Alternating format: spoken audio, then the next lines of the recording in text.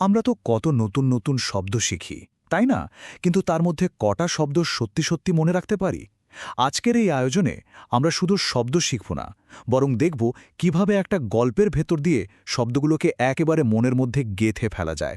চলুন তাহলে ইতিহাসের পাতা থেকে ঘুরে আসা যাক। তো আমাদের এই গল্পের একেবারে কেন্দ্রবিন্দুতে আছেন একজন জমিদার। আর এই যে স্লাইডে বাক্যটা দেখছেন, এটাই যেন তার পুরো চরিত্রের একটা ছবি। তিনি ছিলেন অবডিউরেট, মানে ভীষণ একগুয়ে, আর তার মিন, মানে তার হাবভাব বা চেহারায় সবসময় একটা গাম্ভীর্য লেগে থাকত। গল্পের প্রথম শব্দটাই হল অবডিউরেট।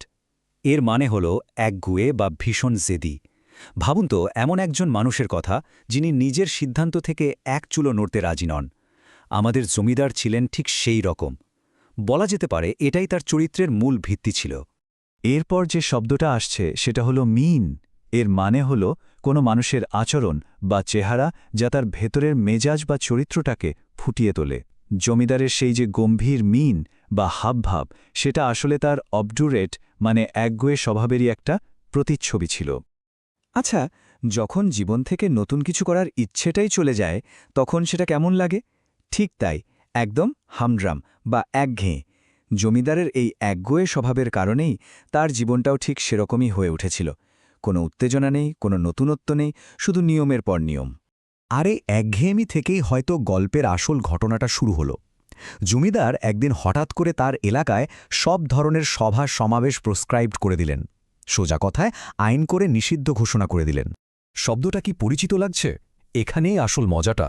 দেখুন, প্রোস্ক্রাইব আর প্রেসক্রাইব শুনতে প্রায় একই রকম, কিন্তু মানেটা একদম উল্টো।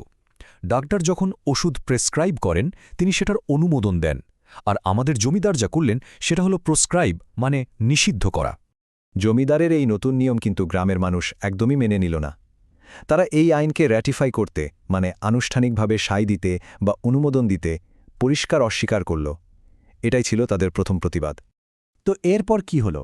জমিদারের আদেশের বিরুদ্ধে গ্রামের মানুষজন গ্রামের চত্বরে কংগ্রেগেট হতে শুরু করল।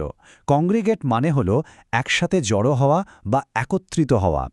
দেখতে দেখতে সেখানে বিরাট একটা ভিড় জমে গেল। তাদের এই জমায়েতটা কিন্তু কোনো লুকিয়ে চুরিয়ে হয়নি। এটা ছিল খুবই কনস্পিকুয়াস বা সুস্পষ্ট, মানে এমন কিছু যা সহজেই সবার চোখে পড়বে। তারা আসলে জমিদারকে সরাসরি একটা চ্যালেঞ্জ জানাচ্ছিল। খবর পেয়ে জমিদার তো এলেন, কিন্তু তার মধ্যে কি পরিস্থিতি শান্ত করার কোনো চেষ্টা ছিল? না, একেবারেই না। তার চেহারায় কোনো প্রপিশিয়েটরি বা শান্ত করার মতো ভাবই ছিল না। মনে হচ্ছিল তিনি যেন আগুনে আরও ঘি ঢালতে এসেছেন। তিনি গ্রামবাসীদের সাথে কথা বলা শুরু করলেন ঠিকই, কিন্তু তার ভাষা ছিল খুবই ক্রিপ্টিক বা রহস্যময়। সোজাভাবে কিছু না বলে তিনি এমন হেয়ালাপূর্ণভাবে কথা বলছিলেন যা পরিস্থিতিকে আরও বেশি জটিল করে তুলছিল। জমিদারের কথাগুলো এতটাই ক্রিপ্টিক ছিল যে সাধারণ গ্রামবাসীরা তার কোনো মানেই কনস্ট্রু করতে পারছিল না।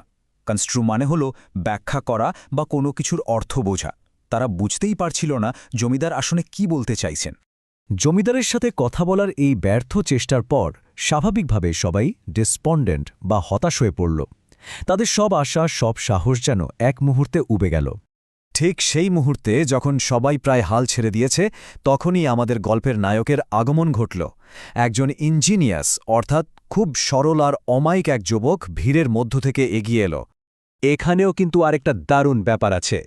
ইঞ্জিনিয়াস মানে হল সরল বা নিষ্পাপ, আর প্রায় একই রকম শুনতে আরেকটা শব্দ হল ইঞ্জিনিয়াস, যার মানে বুদ্ধিমান বা প্রতিভাবান। আমাদের গল্পের নায়ক ছিলেন সরল, তবে তার বুদ্ধির পরিচয় আমরা খুব তাড়াতাড়ি পাব। এই যুবকটি স্বভাবগতভাবেই ছিল খুব জোভিয়াল, মানে হাসিখুশি আর বন্ধুত্বপূর্ণ।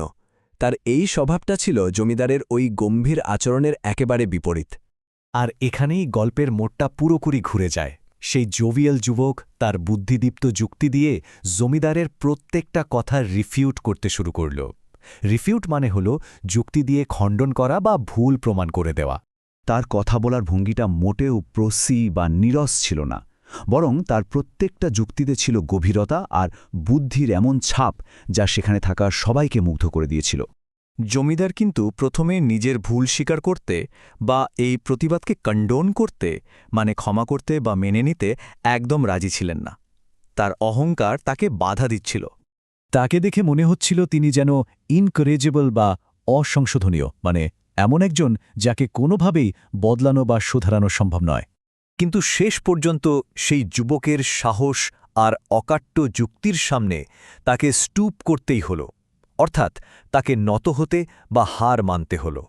জমিদার যে সুযোগ সুবিধাগুলো গ্রামবাসীদের ফিরিয়ে দিলেন তা পরিমাণে ছিল খুবই এক্সিজিয়াস বা সামান্য, কিন্তু এই সামান্য প্রাপ্তিটাই ছিল একটা বিরাট পরিবর্তনের শুরু।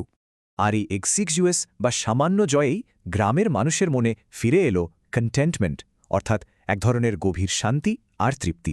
চলুন তো এক নিঃশ্বাসে পুরো গল্পটা আরেকবার মনে করে ফেলি। আমাদের অবজুরেট জমিদারের মিয়েন ছিল গম্ভীর, জীবনটা ছিল হামড্রাম। তিনি সভা প্রেসক্রাইব করলে গ্রামবাসীরা তা র্যাটিফাই করতে রাজি হল না। তারা খুব কনসপিশিয়াসভাবে কংগ্রেগেট করল। জমিদারের মধ্যে প্রপিশিয়েটরি ভাব ছিল না, আর তার ক্রিপ্টিক কথার মানে কেউ কনস্ট্রু করতে পারছিল না। সবাই যখন ডিসপন্ডেন্ট, তখন এগিয়ে এলেন এক ইনজেনুয়াস আর জোভিয়াল যুবক। তিনি তার প্রোজি নয় বরং বুদ্ধিদীপ্ত যুক্তি দিয়ে জমিদারের কথা রিফিউট করলেন। যে জমিদার ছিলেন ইনকরেজেবল আর ভুল কন্ডোন করতে নারাজ, তাকেও শেষে স্টুপ করতে হল। আর এই এক্সিজিয়াস জয় গ্রামে কন্টেন্টমেন্ট ফিরিয়ে আনল। একটা গল্প শেষ হয়ে যায়, কিন্তু তার শব্দগুলো থেকে যায়। যখন কোনো শব্দকে আমরা একটা গল্পের মধ্যে দিয়ে শিখি, তখন কি আমরা শুধু তার অর্থটাই মনে রাখি, নাকি তার সাথে জড়িয়ে থাকা অনুভূতিটাকেও মনে রাখি? এটা কিন্তু ভেবে দেখার মতো একটা প্রশ্ন।